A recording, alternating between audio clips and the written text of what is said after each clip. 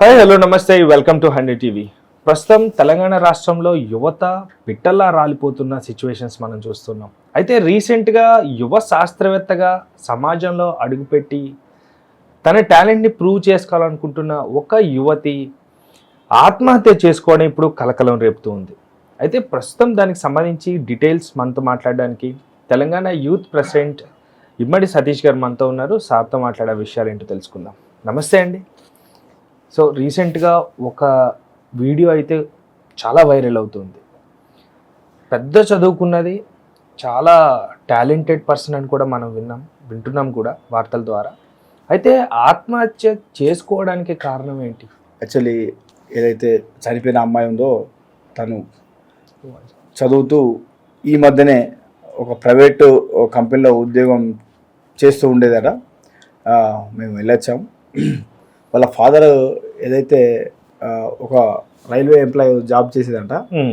గత కొన్ని 2-3 ఇయర్స్ క్రితం ఏదో వాళ్ళ దగ్గర తెలిసిన వ్యక్తి ఉన్న వ్యక్తి కానిస్టేబుల్ అతను ఏదో జాబ్ పెట్టిమని చెప్పేసి వాళ్ళ ఫాదర్కి ఏదో డబ్బు ఇచ్చాడట. సో అదే అమౌంట్ వాళ్ళు ఈ వ్యక్తి మధ్యలో ఉండి ఇంకెవరికి ఇప్పించిందట. వాళ్ళ ఫాదర్ ఇంకెవరికో ఇచ్చారట. సో అది ఇచ్చిన కానిస్టేబుల్ కూడా వాళ్ళ ఫాదర్ సంబంధమైన విషయం. వాళ్ళ ఫాదర్ టైంకు ఉండకపోవడం వల్ల చేయడం వల్ల అనేక రకంగా ఇబ్బంది పెడుతూ ఈ అమ్మాయిని అనేక రకంగా హింసిస్తూ టార్చర్ పెట్టేదట.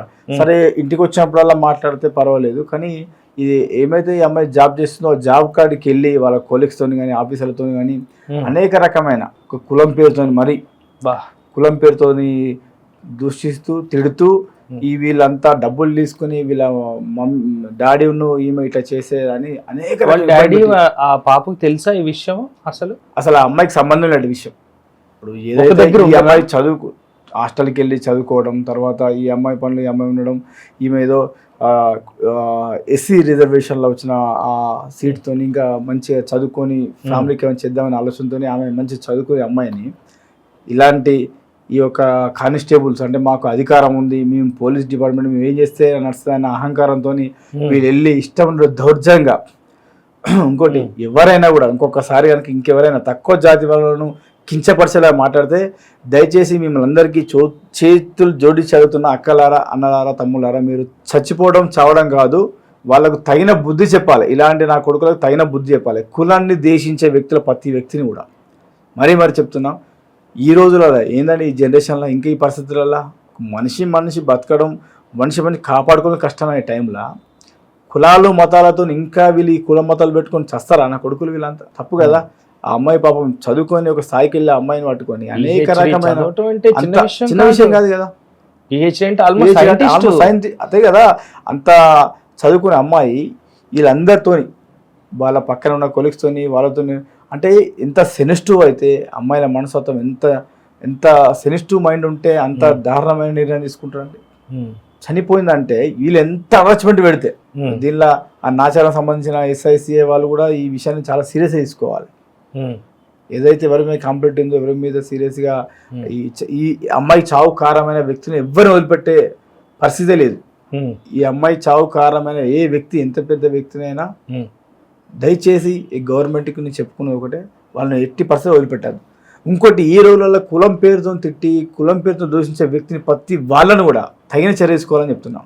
దీనికి ఈ యొక్క మన వీళ్ళ SC ST కమ్యూనిటీకి సంబంధించిన రాష్ట్ర దాని కమిటీ చైర్మన్ తిప్పారావు సంపత్ అనే వ్యక్తి అన్నాడు. దయచేసి ఆయనకు మేము రిక్వెస్ట్ కోరుకుంటున్నాం, తిప్పారావు సంపత్ గారు దీని మీద మీరు తగిన యాక్షన్ తీసుకొని ఆ ఒక డిపార్ట్మెంట్ వాళ్ళు కానీ ఇంకెవరి మీద అంటే గతంలో ఇప్పుడే ఏదైతే రేవంత్ రెడ్డి గారు ఒక సినిమా విషయంలో అయితే రేవంత్ చనిపోయిన విషయంలో అయితే ఎలా నిర్ణయం తీసుకొని గతంలో ఇంకెలాంటి పెద్ద విషయాలు జరగకుండా పెద్ద కార్యక్రమాలు జరగకుండా ముందే ఈ సినిమా ఇండస్ట్రీ ఎలా అరికట్టాడో మీరు కూడా అలాంటి నిర్ణయాలు తీసుకొని ఇంకెవరు కూడా కులాన్ని వ్యతిరేకించకుండా కులాన్ని గురించి మాట్లాడి వాళ్ళను సూసైడ్ చేసుకునే పరిస్థితి రాకుండా చేయాలని కోరుతున్నాం. ఇంకోటి ఏంటంటే యువత కూడా ఈ రోజులలో ఉన్న యువతకు దయచేసి మీకు చెప్పేది ఒకటే, మీరు కూడా ప్రతిదీ ఒకసారి ఆలోచన చేయండి.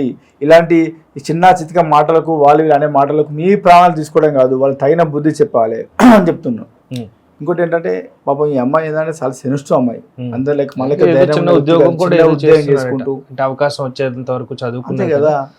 ఏదైనా నోటిఫికేషన్ రిలీజ్ అయితే శాస్త్రవేత్తగా బయటకు రావాలని చెప్పాలి. సరే ఒకవేళ వాళ్ళు ఏదైతే నిజంగా ఆ జాబ్ కోసం వాళ్ళ డాడీకి డబ్బులు ఇచ్చారో వాళ్ళ డాడీతో మాట్లాడాలి, ఒక మగ వ్యక్తితో మాట్లాడాలి, మగ వ్యక్తి దగ్గరికి వెళ్ళి అడగాలి, ఇలా ఇంటి మీదకి వెళ్ళి అనేక రకమైన మాటలు అని. కానీ మేము విన్న దాని ప్రకారం వాళ్ళ డాడీకి ఆ అమ్మాయి కొంచెం దూరంగా ఉంటున్నట్టుగా, అంటే ఇట్లాంటివి చేస్తారన్నట్టు ఐడియా ఉండే దూరంగా వెళ్ళిపోయినట్టుగా, నచ్చక బయటికి గతంలో ఇట్లాంటి చిన్న చిన్న విషయాలు ఊకే ప్రతి వాళ్ళ ఇంటికి రావడం వల్ల ఏదైతే ఆ ఆడకూతురు ఉందో తను ఏదో హాస్టల్లో అక్కడో ఇక్కడ వెళ్ళి చదువుకొని తనకు తను బతుకుతుంది. ఆమెకు సంబంధం లేని టాపిక్ కదా, డబ్బులు అయితే ఇచ్చింది వాళ్ళ ఫాదర్కి అయితే అంటున్నారు, వాళ్ళ ఫాదర్ జాబ్ పెట్టిస్తున్నారు, వాళ్ళ కూతురు ఏం చేసింది, ఆ తండ్రికి కూతురు పుట్టుడే తప్ప ఇంత దరిద్రం ఉంటుందండి. ఆ క్యాస్ట్ పుట్టుడే తప్ప కులం పేరుతో కూడా దారుణంగా మాట్లాడినట్టు దాని వీడియోస్ కూడా ఉన్నాయి. అవునండి. ఇలాంటిది ఇంకొకసారి అంటే రాబోయే కాలంలో కూడా దీన్ని ఇక్కడనే దీన్ని ఇంకా ఫుల్ స్టాప్ చేసేసి రాబోయే కాలంలో వచ్చే యువతకు కూడా బంగారు భవిష్యత్తు ఉండాలి, మంచి భవిష్యత్తు ఉండాలి కానీ ఈ గవర్నమెంట్ కోరుకుంటుంది. తప్పకుండా. Thank you sir, thank you so much.